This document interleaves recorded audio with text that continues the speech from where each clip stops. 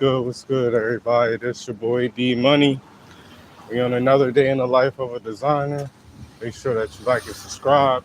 Make sure that you share with your friends and family so that way they can catch the gems we dropping here at Dreams of Ruler Street Fashion. And what we primarily gonna talk about tonight is the economics of desire. You know what I'm saying? A lot of people feel like, that just because somebody bought their product, it's important for the customer to need something. In actuality, it's all about want instead of need. You feel me?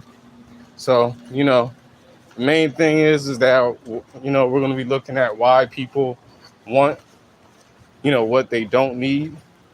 And we always open with the opening question on these chats. So, if you have any comments, have any questions, have any thoughts, feel free to write it in the chat. You know what I'm saying? And like I said, make sure that you like and subscribe and stay tuned. So the opening question is, how does a fashion brand turn a garment from something people can, buy into something people genuinely desire? Need is not desire. Excuse me. Nobody needs another hoodie, so why do, people wait 6 months for one? That's the foundation of the brand that's shown in those moments. You feel me? Fashion operates largely in, spaces between function and meaning. People, need clothes, shoes, protection from, weather conditions. And they ultimately desire, identity, status, belonging, self-expression, recognition, connection to a culture or story. Here at Dreams of Rulers, we're not competing against someone's need for a shirt. We're competing for what that shirt represents in their mind. You feel me? It's not about, the product itself. It's about the story, the meaning that we're creating behind that product and garment. You feel me? The product satisfies the need. The meaning creates the desire. Desire versus demand. These aren't the same things, you feel me? Demand is, I want this and I'm willing to purchase it.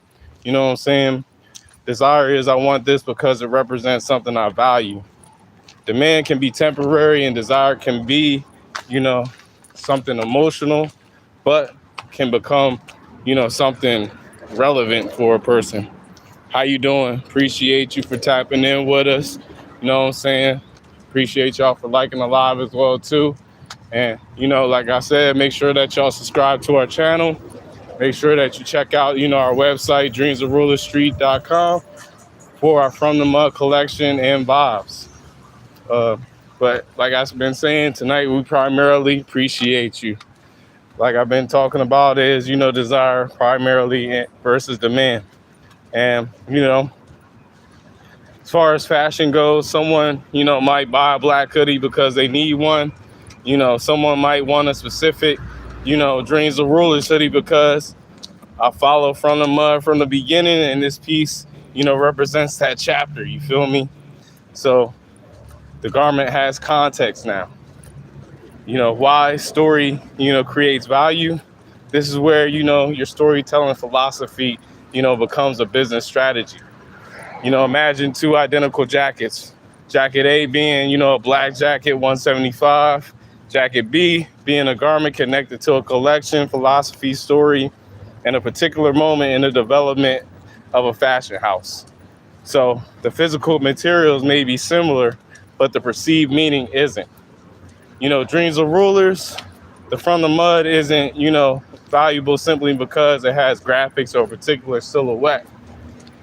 The collection has a narrative: pressure, struggle, growth into transformation. You feel me? The narrative gives the garment context. The story, doesn't magically make a product valuable. It gives people, a reason to, assign value to it. Scarcity versus, artificial hype.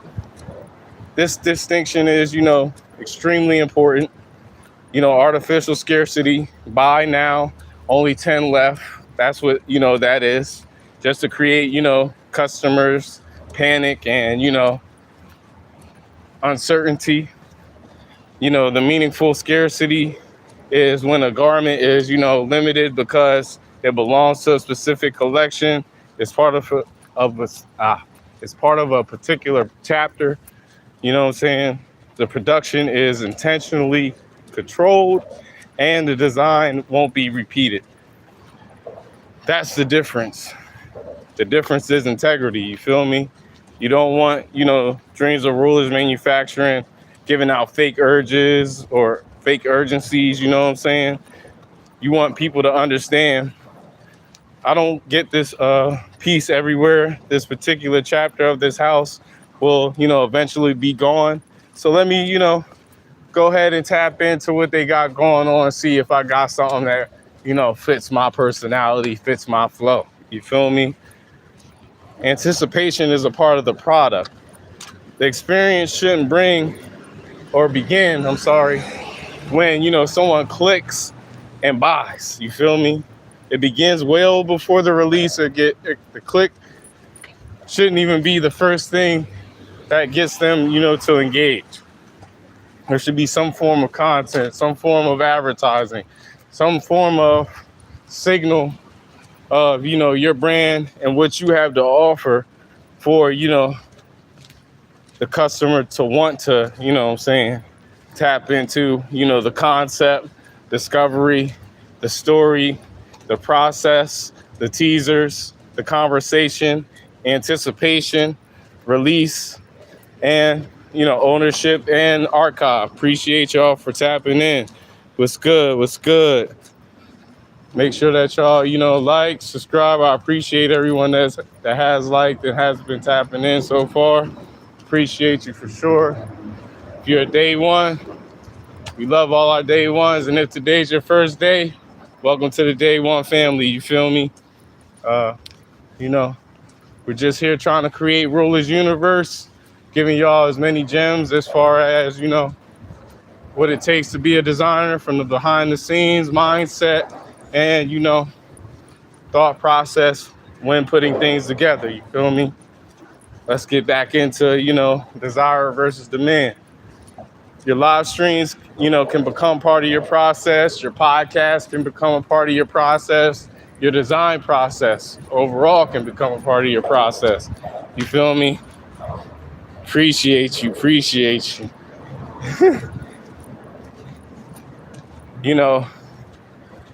You're allowing people to be a part of, your collections, a part of, your work when you give them that extra access, that, behind the scenes, the visuals of, the things that you're working on.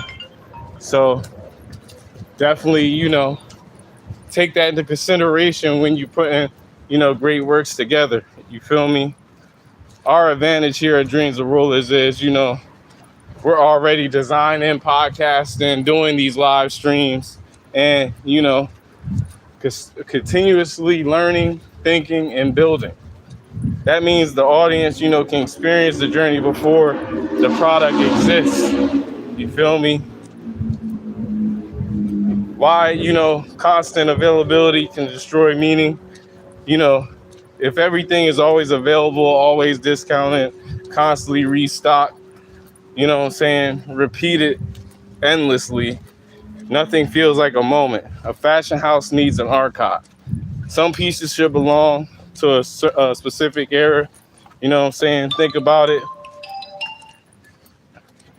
Would, From the Mud feel as significant if, continuously being reproduced over and over again after, people continuously buy and it sells out? Nah, that joint gonna become dry. People not gonna want to fuck with that joint. And then primarily, it's just gonna be something original, something that was brand new that just turned into something average. You feel me? The collection needs to eventually become, that was from the Mud era. Then the fashion house moves forward.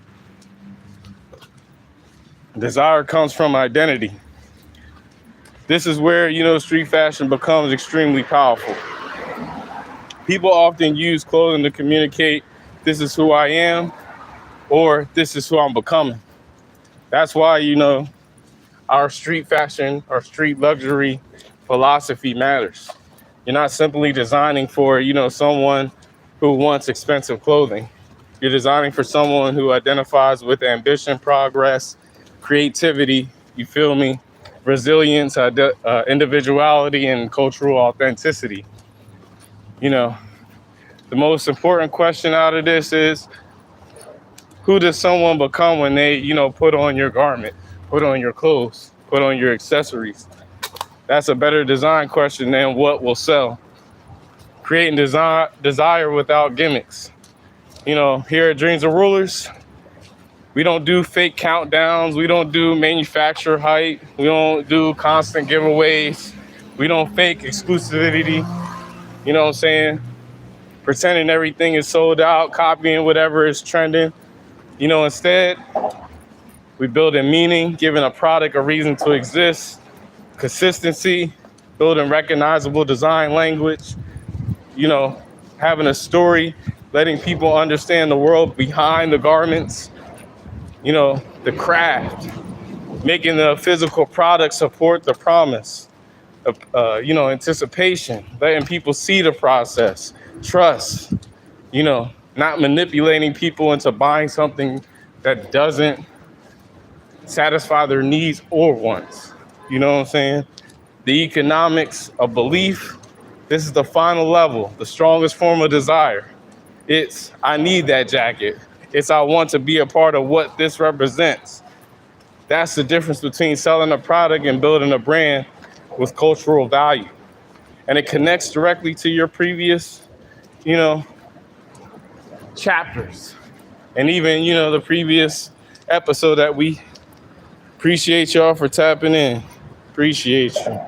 But yeah, man, you don't want someone to purchase a garment. You want someone to understand the philosophy enough that the garment becomes a symbol of their relationship with the house.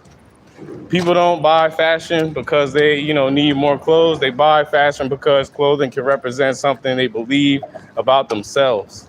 That's the economics of desire. My job as a designer isn't to manipulate somebody into wanting something they don't need.